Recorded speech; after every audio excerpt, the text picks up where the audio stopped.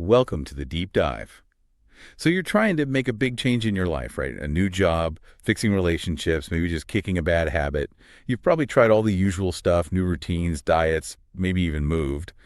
But somehow the same old problems just follow you. It's so common, and it feels completely backward, doesn't it? We think, oh, it's my boss, or it's the economy, or I just don't have enough money.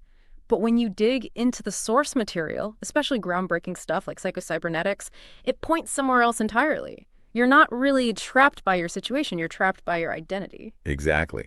And that's the paradox we're diving into today. This identity, it's not really you. It's more like a story you built way back when, just to survive. And all those fears, those excuses, that hesitation you feel, they're just, well, they're loyal soldiers for that old story, for who you think you are. Precisely. And that's the missing piece for why surface changes don't stick. Maxwell Maltz, he was a cosmetic surgeon, saw this firsthand. He could literally give someone a new face, perform the surgery perfectly, but weeks later, they'd often revert to the same posture, the same expressions, the same feelings tied to the old face. Because the image inside, the self-concept, it hadn't changed. It's like the operating system running underneath never got the update. Right. You change the hardware, but the software is still running the old program. So, okay. Our mission today is clear. We need to figure out how you actually force that internal reboot. We're looking at this pretty intense psychological idea that real fundamental change, it demands a deliberate, almost like a death and resurrection of that old self-concept. Yeah. Death and resurrection sounds dramatic, but it captures the scale of it. And to really get why that death part is needed, you first have to appreciate just how incredibly powerful your current identity is. The sources often describe the human mind like a guided missile. Super precise. Once it's programmed with a target, which is your self-image, it just steers relentlessly towards it, no matter what. So if that inner picture you hold is, small or limited, your actual results in life will shrink to match it. It's almost automatic. It actively works to keep you consistent with that small picture. Right. Which leads straight to that other key idea. Right. Identity is the regulator. It's not just guiding you. It's like a thermostat, keeping things level. Absolutely. The thermostat analogy is perfect. Your self-image sets the temperature for what you allow yourself to achieve or feel. You might get a big win, say, you land that amazing job, double your salary, fantastic. But if your internal thermostat is still set to, comfortably mediocre or slightly anxious, something inside will kick in. It triggers behaviors, self-sabotage, maybe picking fights, unnecessary screw-ups just to pull you back down to that familiar setting. It craves consistency above all else. Okay, but what actually triggers that? What makes the thermostat dial itself back down when we're trying to aim higher? It boils down to this core principle. Behavior is basically just belief in motion. Your identity always wins in the end. So if deep down you believe you're someone who's always financially insecure, well, even winning the lottery could feel terrifyingly inconsistent. You might find ways to lose it. Spend recklessly. Just to get back to feeling normal, even if normal is broke. Exactly. Or if you see yourself as undisciplined, the moment that new gym routine starts feeling too good, too easy, you'll invent a reason to skip a day, create some drama, anything to prove the old identity, see, I can't stick with things, is still true. Wow. We see that play out so clearly in that story about Daniel. This guy was brilliant, capable, everyone knew it, but 20 years in the same role. Daniel's story is heartbreaking because it's all about loyalty. Loyalty to an old, expired version of himself. What happened was, early on, his father casually said something like, Daniel, you're just not leadership material. Just an offhand comment. Yeah, but it wasn't just hurtful. It essentially installed this limiting software. So years later, whenever a real leadership opportunity came up, he'd have a brilliant idea, maybe even start writing the email. And then he'd pull back, delete the draft, downplay the idea if he did send it. His skills were screaming leader, but his internal identity, it just saw an imposter. He actually shrank away from promotions because fulfilling that old negative prophecy felt, safer, more familiar than the terrifying conflict of actually being a successful leader. His potential was huge, but his identity was the ceiling. It just wouldn't let him break through. And that really forces the issue, doesn't it? If the current identity is the prison, then getting out requires something radical, this necessary psychological death. It really does. The sources are blunt.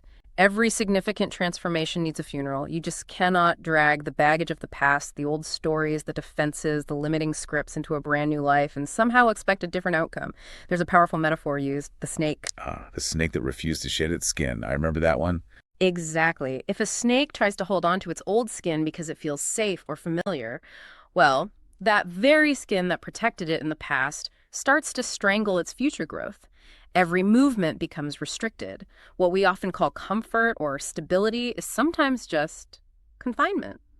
It's paralysis, really, just disguised as peace. So the reinvention only starts when you're willing to peel off what doesn't fit anymore. You have to. You have to dare to become vulnerable again by shedding that old protection. Okay, but let's be real.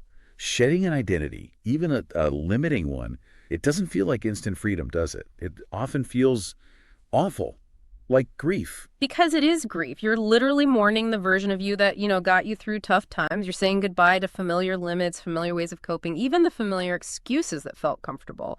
It's like an emotional winter setting and it feels cold, uncertain.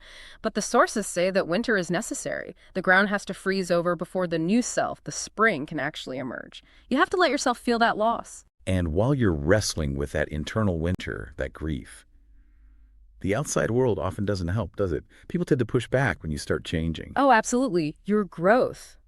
It messes with the balance of your whole social system.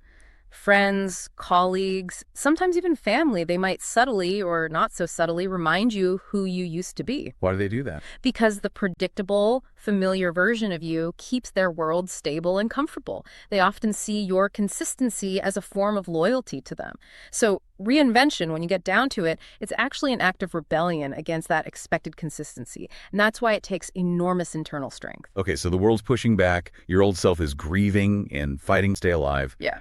The real battleground is inside then. How do we actually do this mental surgery? How do we constantly reset that internal thermostat?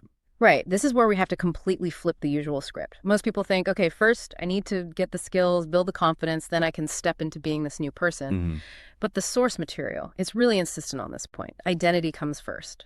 Ability comes later. Whoa, hang on. That feels backward.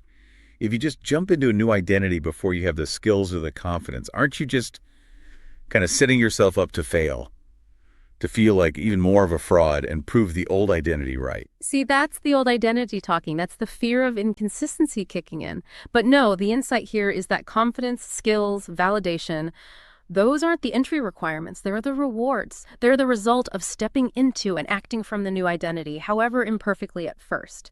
Mental surgery is about consciously, maybe even repetitively, cutting away those old self-perceptions. You do it through deliberately aligning your actions with the new identity you're choosing. How does that alignment work in practice, though? What's it look like day to day? It means shifting from trying to being. You stop fighting for discipline, and instead you embody the identity of someone who is disciplined. When you truly internalize that new self-concept, say, the identity of a healthy person or successful writer or whatever it is, your behavior starts to follow almost. Well, not effortlessly, but more naturally. Because your actions have to line up with who you now believe you are. You essentially perform the role, even if you feel awkward or unskilled initially, until the role starts to become real to you. So the moment you decide I'm a creator, you just create, Right. before the doubt kicks in.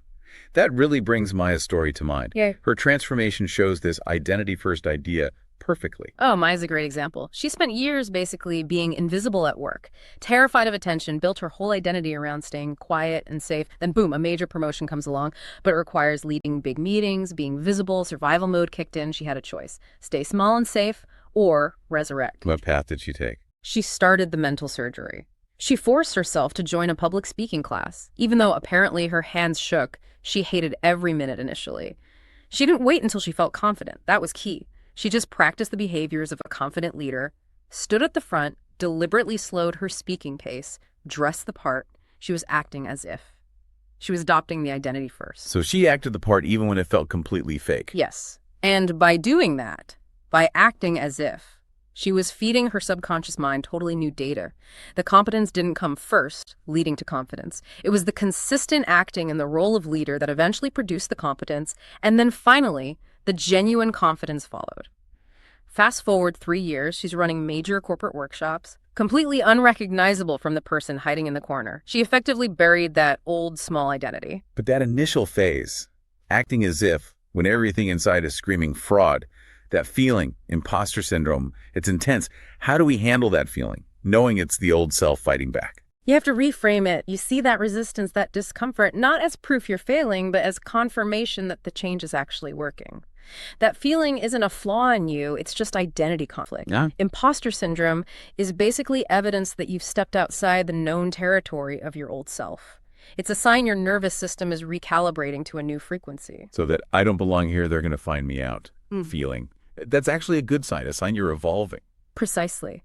And this isn't just pop psychology. It connects to neuroplasticity, what the sources sometimes call the neuroplastic law of rebirth. Your brain fundamentally doesn't know the difference between just acting a role and being the role long term. When you consistently simulate the thoughts, feelings, and actions of that new identity, you are literally carving new neural pathways. The longer you sustain it, the more you act as if, the faster your brain physically rewires itself to match that feeling of fraudulence. It's just the echo of the old pathways dissolving as the new ones strengthen. Wow, that changes everything about how you view the struggle. It makes it mechanical almost, not a moral failing. It is mechanical. And think bigger picture for a second. A person who understands this, who learns how to consciously let an old identity die and resurrect a new one, that person becomes very difficult to control. They can't easily be shamed back into line or bribed with just predictability because they've proven to themselves they can discard the past. That's probably why society in general tends to glorify predictability over true transformation. Freedom is unsettling. The system prefers consistency, yeah. But the takeaway here is powerful. Yeah. You don't owe loyalty to your past self. You owe responsibility to your future potential. Exactly. So the synthesis is really clear. Your identity is the software running your reality. The moment you give yourself permission, the moment you consciously allow that old self to die, your life will literally start to reorganize around the new identity you step into. It's not magic, it's mechanism. Psychological mechanism. You choose who's driving. We've walked through the whole arc, the identity trap, the necessary death, the grief, the pushback, and then that disciplined resurrection through action. So we want to leave you, the listener, with a really critical question tonight drawn straight from this material, something to really sit with. Yeah, ask yourself this. Which identity, right now, must die so that the next version of you can live? Which story may be about your abilities, your discipline, your worthiness of love or success? Which story just has to be retired? Which familiar comfort zone have you simply outgrown? Maybe write it down. Acknowledge that old self. It served a purpose, it kept you safe once. Feel gratitude for it. Don't hate it. And then let it dissolve. Make space. It's time to resurrect into the person who can actually handle the future that's waiting for you.